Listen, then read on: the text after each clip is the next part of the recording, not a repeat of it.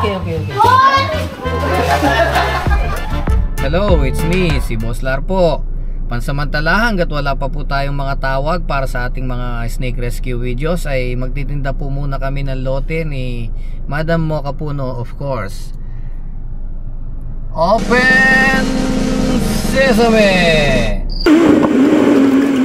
Ito po ay isang 1,409 square meter na lote. Situated po siya sa Barangay Santa Cruz ng Concepcion, Tarlac. Along Concepcion La Paz Road, Provincial Highway po ito, kaya ideal po siya for commercial purposes. Libutin natin ang loob nitong lote. At may mga fruit bearing trees siya dito. May mga buko din siya na namumunga na. So,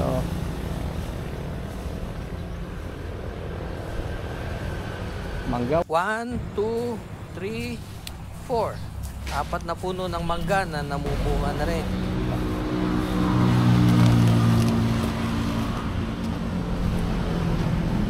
So ang may-ari nito ay isang special na kaibigan at pinapakisuyo lamang po sa atin ito. So ayan, marami po siyang malunggay.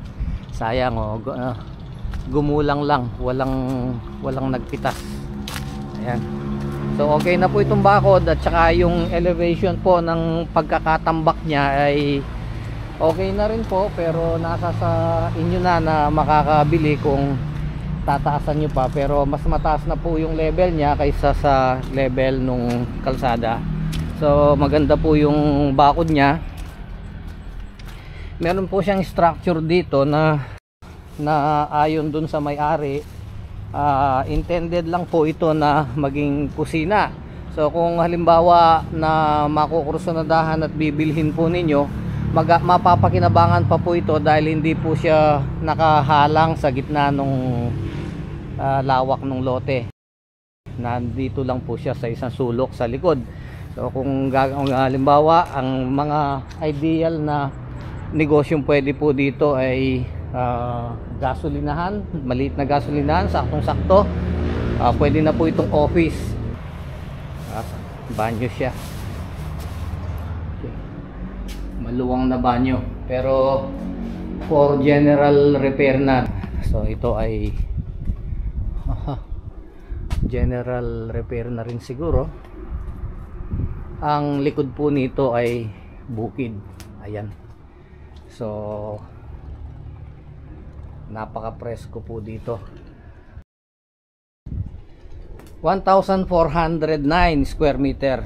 Nasa mahigit na 49 meters siya, mahigit na 49 meters siya kahaba at 28 meters yung frontage niya. Halos ganun din yung likod, lagpas ng konti.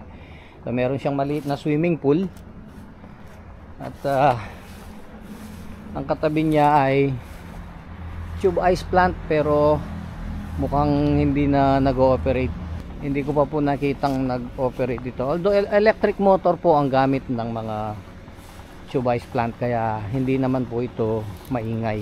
Kung gusto nyong taasan yung pader, pwede nyong taasan dahil medyo mababa po siya sa loob, pero sa labas napakataas po nito. Nasa 8 or lagpas 8 feet pa po ito kataas pagka sa labas po ng bakod. Kumbaga mataas po itong tambak, kaya pag dito po sa loob parang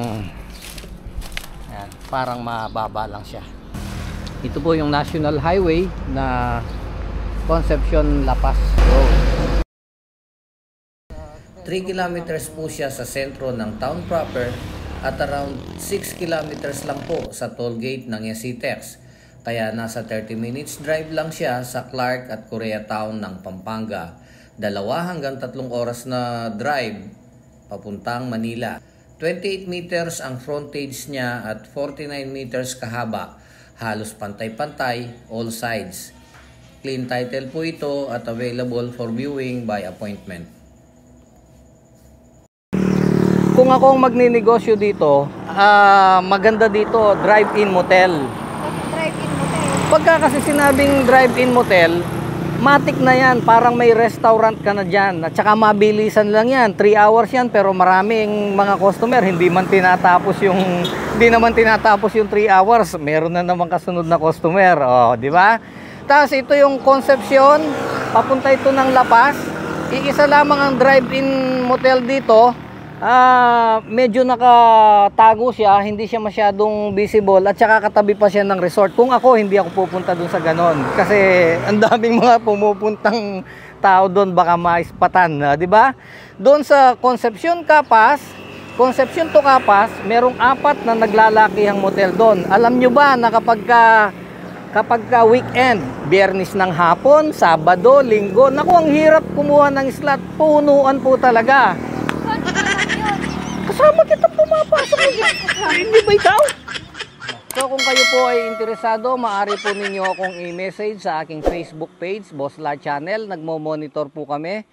At para po sa mga kababayan po natin na nagkakaroon ng problema tungkol sa mga makakamandag na ahas, lalong-lalo na po yung cobra na naliligaw sa ating mga lugar, tumawag lamang po kayo. Ang ating numero ay nandun din po sa ating Facebook page o mag-chat. At kami po ay nakahandang tumulong sa abot po ng aming makakaya. Kaya maraming salamat po sa panonood. Hanggang sa susunod na video.